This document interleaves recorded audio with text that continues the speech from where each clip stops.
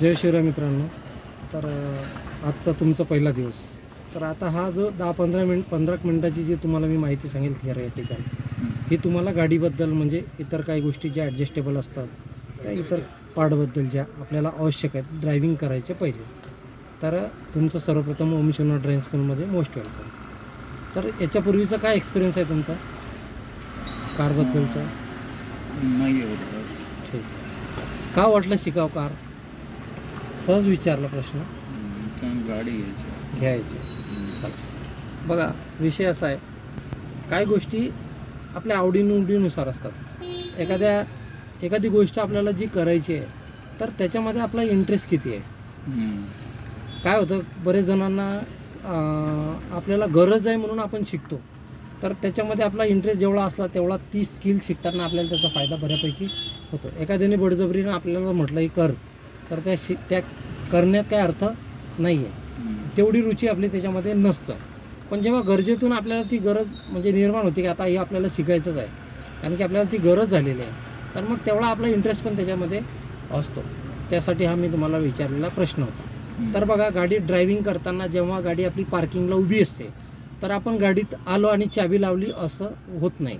म्हणजे आपल्याला काही गोष्टी ह्या नजरेखाली टाकायच्या असतात. तर काय करायचं, तर गाडी पशी आल्यानंतर काही बनेट इंजिनमधल्या काही गोष्टी चेक कराव्या लागतात, ज्या मी तुम्हाला नेक्स्टमध्ये सांगेल. तर बाकी काय बघायचं आहे आपल्याला, तर सर्वात प्रथम गाडीला एक चारी इकडून राऊंड मारून पहिले चाकात हवा आहे की नाही हे बघायचं. त्याच्यानंतर काय बघायचं, हवा आहे की नाही हा तुम्हाला अंदाज येईल. त्याच्यानंतर गाडीत आल्यानंतर आपल्याला काही गोष्टी ॲडजस्ट कराव्या लागतात. काय ॲडजस्ट करावं लागतं, तर सर्वप्रथम तुम्ही ज्या सीटवर बसले ना ती सीट ॲडजस्ट करायची. आता तुमच्या समोर सीटच्या समोर 3 पॅडल दिसतात तुम्हाला, क्लच, ब्रेक, एक्सेलेटर. तिकडून जर घेतलं series wise ABC, accelerator, brake आणि क्लच या सिरीजप्रमाणे असतं. तर तुम्ही काय करा, तुमची चप्पल काढून ठेवा. 5-6 दिवस आपल्याला बिगर चप्पलचं शिकायचं, त्याच्यामुळे चांगला प्रकारे अंदाज येतो. तर बघा, आता जर तुम्ही पहिला हा जो क्लच घेतला याच्यावर पाय ठेवा, चप्पल थोडी मागं घ्या. आता ऑपरेट करताना हा क्लच आपल्याला पहिले पूर्ण प्रेस करून बघायचा आहे. आता हा प्रेस करताना तुमची पूर्ण पाय उंचावला म्हणजे टाच तुमची टेकत नाही आहे, याचा अर्थ तुमची सीट ॲडजस्ट नाही. सीट ॲडजस्टमेंट करण्यासाठी काय करायचं, स्टेअरिंगला इथं पकडा. इथं पकडल्यानंतर तुमचा जो उजवा हात आहे, उजव्या हाताच्या सीटच्या खाली इथं रॉड आहे बघा. आता तो रॉडला वर उचला आणि सीट पुढे घ्या. Very good. वजन हलकं करा थोडं, अजून थोडी पुढे घ्या. हे हाईटच्या अकॉर्डिंग सेट करावं लागतं. आता जो तुम्ही रबर पॅडवर पाय ठेवला ना, तो एवढा पुढे न्यायचा नाही, या रबरच्या साईजप्रमाणे ठेवायचा आहे. असा ठेवा, असा. आता त्याला पूर्ण प्रेस करा, दबतो. आता सोडा, स्लो मोशनमध्ये, एकदम स्लो मोशनमध्ये सोडा, असं हळूहळू. आता हे करताना किंवा हे सोडताना तुमच्या ज्या पायाची टाच आहे ती हवेत उचलायला नाही पाहिजे, अशी हाईट व्हायला नाही पाहिजे त्याची. तुम्हाला काय करायचं, पायाला खाली टच ठेवायचं आहे मॅटिनला. प्रेस करताना पण रिटर्न आणताना पण करून बघा स्लो मोशनमध्ये. अशा प्रकारे घासत आला तरी चालतो पाय, फक्त टाच आपली उंचावली नाही पाहिजे. बघा, कम्फर्ट आहे. प्रेस करा, सोडा हळूहळू. ठीक आहे. अशा प्रकारे आपल्याला ही सीट ॲडजस्ट करावं लागतं. आता तुम्ही क्लच घेतला याचा अर्थ ब्रेकवर पण त्याच पद्धतीने तुमचा पाय जाईल. आता बघा, हा झाला क्लच. आता क्लचचे 3 उपयोग आहेत. पहिल्यांदा तुम्ही जेव्हा गिअर शिफ्टिंग करता तेव्हा पूर्ण क्लच दाबायचा. दुसरा उपयोग त्याचा, गाडी जर गिअरमध्ये आहे थांबवायची आहे तर पहिले क्लच देऊन ब्रेक दाबणार, हा दुसरा उपयोग. 2दा फुल क्लच. तिसरा उपयोग आहे क्लचचा गाडी स्लो करताना. आता समजा तुम्ही गाडी चालवत आहे आणि सेकंडमध्ये चालवत आहे समजा, आणि ट्रॉफिक आहे, ट्रॅफिकमध्ये आपण स्लोमध्ये चालतो. अशा वेळेस आपल्याला जर गाडी स्लो करायची असेल तर तो क्लच तुम्हाला अर्धा दाबायचा आहे, 50%. मग त्यावेळेस त्या क्लचचा उपयोग तुम्हाला किती करायचा आहे, हाफ. पहिल्यांदा 2दा फुल, तिसऱ्यांदा हाफ. आता हे परिस्थितीनुसार चेंज होत राहील, कधी कोणता फुल, कधी हाफ, पण हे ठरलेलं आहे. स्लो करताना हाफ क्लच, गिअर शिफ्टिंगला आणि थांबवताना पूर्ण क्लच. हा झाला क्लचचा उपयोग. ठीक आहे.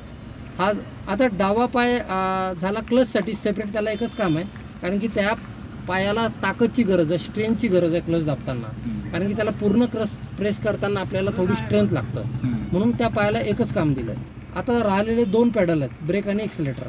आता या पायाला 2 पायाची गरज नाही, एकाच पायाची गरज आहे, कारण की आपल्याला 2च पाय आहेत. तर मग अशा वेळेस जो पाय आहे तुमचा तो तुम्हाला या पोझिशनमध्ये ठेवायचा व्ही शेपमध्ये.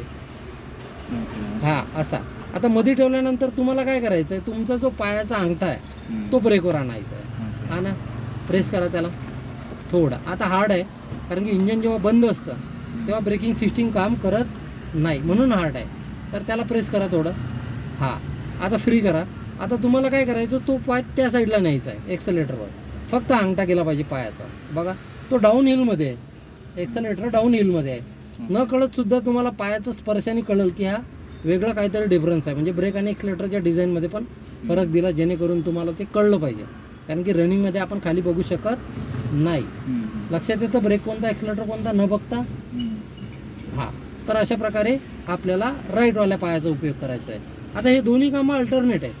कधी एक्सेलेटरची गरज पडू शकते तर कधी ब्रेकची गरज पडू शकते. आणि तेवढा टायमिंग नसतो म्हणून आपल्याला पाय उचलून वर ठेवायचा नाही आहे. व्ही शेपमध्ये पाय काम करणार आपला. Brake accelerator brake accelerator. ठीक आहे. अशा प्रकारे ब्रेकचं काम तुम्हाला माहिती आहे, गाडीला स्लो करणे, गाडीला थांबवणे. एक्सेलेटरचं काम आहे गाडीचं स्पीड वाढवणे. आलं लक्षात. आता लक्षात घ्या, एक्सेलेटरवर आपल्याला 2 गिअरमध्ये आपल्याला एक्सेलेटरची गरज नसतं, पहिल्या आणि दुसऱ्या. हे कारमध्ये सिस्टम आहे, टू व्हीलरला नसतं.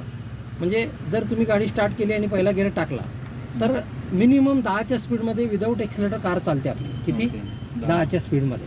सेकंड गिअरमध्ये कमीत कमी 15च्या स्पीडमध्ये कार चालते विदाऊट एक्सेलेटर. मग पहिल्या गिअरला आपण गाडी चालवत नाही, गाडी चालत नाही, रेंगते त्याच्यामध्ये. त्याच्यामुळे आपल्याला त्या पहिल्या गिअरचा उपयोग फक्त 10 ते 15 कदम पुढे जाण्यासाठी आहे. नंतर आपल्याला लगेच सेकंड टाकावा लागतो. पहिला गिअर फक्त उचलण्यासाठी, जसं आपण फर्स्टला आपल्या टू व्हीलरला पण त्याचा वापर करतो. मग पहिल्या गिअरचा रोल संपला, दुसरा गिअर टाकला. दुसऱ्या गिअरला आपल्या गाडीला कमीत कमी 15चा स्पीड राहतो विदाऊट एक्सेलेटर. मग अशा परिस्थितीमध्ये जर तुम्हाला एक्सेलेटरची गरज पडत नसेल तर तो पाय आपल्याला एक्सेलेटरवर ठेवायचा नाही आहे. तो पाय कशावर ठेवायचा? मग ब्रेकवर. म्हणजे एक्सेलेटर पाय तेव्हाच ठेवायचा जेव्हा त्याची गरज असेल. कारण की बरेच वेळा आपल्याला काही काही वेळेस एक्सेलेटरची गरज पडत नाही, गाडी ही रनिंग राहते थोड्या वेळासाठी. तर मग त्या वेळेस आपल्याला पाय ब्रेकवर आणून एंगेज करायचा आहे. पण क्लचचं तसं नाही. क्लचचं कसं आहे, क्लचचं काम संपलं की तो पाय आपल्याला खाली आणून ठेवायचा आहे, त्याच्यावर पाय ठेवायचा नाही. तो फक्त कधी होणार, एकदम जाम ट्रॉफिक आहे आणि कंटिन्यू आपल्याला अर्धा क्लच ब्रेकचा वापर करत राहावं लागतं, तेव्हाच आपण क्लचवर वापर करणार. थोडा स्पेस भेटला, आपण पुढे जातोय, त्यावेळेस आपल्याला क्लचवर एम्प्टी पाय ठेवायचा नाही आहे. क्लच म्हणजे एक प्रेशर प्लेट असतं, जे प्रेशर प्लेट घासून खराब होतं, त्याचा मायलेजवर असर होतं आणि क्लच प्लेटचं पण काम निघतं गाडीचं. आलं लक्षात. म्हणून आपल्याला क्लचवरचा पाय काम संपलं की खाली ठेवायचा आहे. फक्त उजव्या पायाला ऑप्शन आहे ब्रेकवर पाय ठेवण्यासाठी. हे झालं पाय ठेवणे आणि क्लच ब्रेक एक्सेलेटरचा यूज. आता स्टेअरिंगवर हात कशा पद्धतीने ठेवायचा? हा एक बघा, एक क्लॉक आहे, घड्याळ आहे एक प्रकारचं. हा 12 आहे, 3 आहे, 6 आहे, 9 आहे. आता तुम्हाला जे हात ठेवायचे असतात ते 3, 9 मध्ये हात ठेवायचे. आता हे जे तुमच्या हाताचे अंगठे आहेत ना, हे आतमध्ये घालायचे अशा प्रकारे. आता इथं हात ठेवल्यामुळं काय होतं, तुम्हाला स्टेअरिंग ऑपरेट करताना इझी जातं. जेव्हा तुम्हाला नॉर्मल स्टेअरिंग फिरवायचं असते, तुम्हाला हे जॉईंट पकडून स्टेअरिंग फिरवायचं अशा प्रकारे. हे झालं लेफ्टला. राईटला फिरवताना पण असंच करावं लागतं, हात सोडायची गरज नाही. फक्त आपण हायवेला वगैरे हात चेंज करू शकतो. त्या हाताची सिच्युएशन थोडी पुढे घेऊ शकतो. इथं या पॉईंटला, जिथं आउट ऑफ सिटी हायवेला आपण कार चालवतो तिथं आपल्याला 3-9 मध्ये ठेवला नाही तरी चालतं. आपण थोडा वर घेऊ शकतो रिलॅक्सच्या हिशोबानं. ठीक आहे. पण लोकलमध्ये मात्र तुम्हाला 3-9 मध्ये या जॉईंटवर हात ठेवायचा आहे. आता इथं हात ठेवल्यानंतर तुम्हाला बऱ्याचशा गोष्टी करता येतात. काय करता येतं? दोन्ही हाताच्या अंगठ्याने तुम्ही हॉर्न प्रेस करू शकता. करा प्रेस, जोरात करा, जोरात करा. आलं लक्षात. प्रेस होईल. यासाठी हात काढायची गरज पडली का? नाही पडणार. म्हणजे बॅलन्स जाणार नाही, स्टेअरिंग बॅलन्स जाणार नाही. आता बघा, तुमचा जो उजवा हात आहे, उजव्या हाताच्या खाली इथं ब्लॅक लिव्हर आहे. या लिव्हरला वर या मिडल फिंगरनं तुम्ही जर वर ढकललं तर लेफ्टचा इंडिकेटर लागेल. बघा लागला. वर ढकला ना, त्याला पुश करा, कटकन आवाज येईपर्यंत कंटिन्यूमध्ये लेफ्टचा इंडिकेटर सुरू राहणार. आता हलकंसं खाली घ्या, बंद होईल. परत प्रेस करा, खाली. कुठलं इंडिकेटर लागलं? राईटचं. आलं लक्षात. टर्न करताना हे इंडिकेटर ऑटोमॅटिक बंद होतं, फक्त लेन चेंज करताना तुम्हाला बंद करावं लागेल. पण स्टेअरिंग जेव्हा फिरतं आपलं पूर्ण 60 डिग्रीमध्ये आणि रिटर्न येतं तेव्हा ऑटोमॅटिक ॲटोकॉट होऊन जातं. स्टेअरिंग बंद होतं, म्हणजे आपलं इंडिकेटर बंद होतं. टू व्हीलरसारखं नाही, आपल्याला कंटिन्यू बंद करावं लागेल, चालू करावं लागेल, ऑटोमॅटिक बंद होतं. हे झालं स्टेअरिंगवर हात ठेवण्याची पद्धत. आता हा इकडला लिव्हर काय काम करतो? त्याला वर पुल करा तुम्ही तुमच्याकडं, बघा इथं काचावर पाणी आणि वायफर दोन्ही एकसोबत काम करतात. आता याचा वापर आपल्याला कधी करायचा असतो, जेव्हा तुम्ही कार ड्रायव्हिंगसाठी निघता, पार्किंगमध्ये कार उभी आहे, रात्रीची धूळ खाल्लेली आहे, तेव्हा या पाणी आणि वायफरचा वापर करायचा आहे आपल्याला.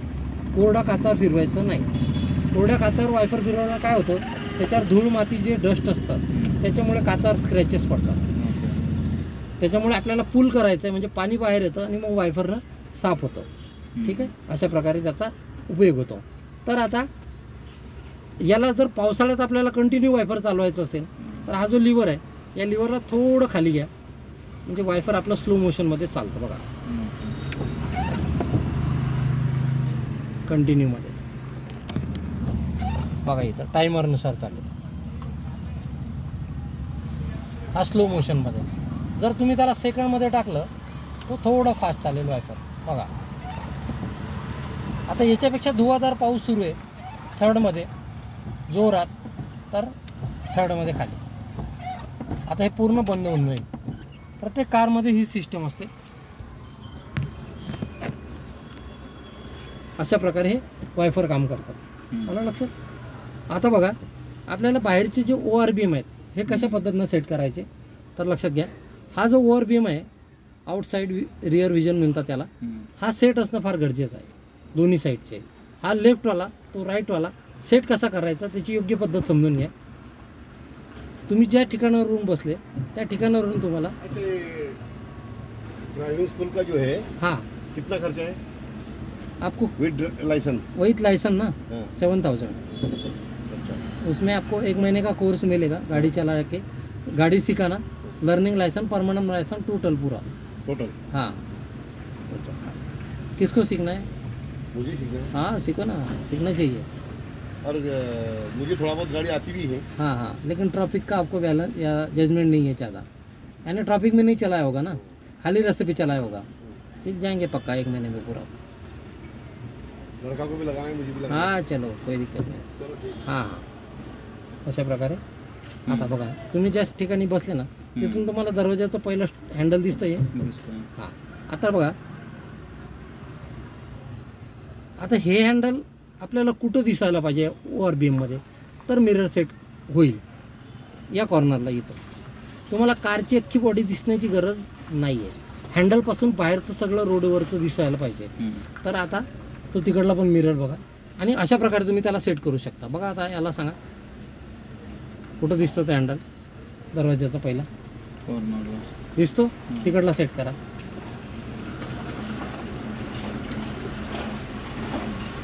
हात बाहेर करू शकता तुम्ही.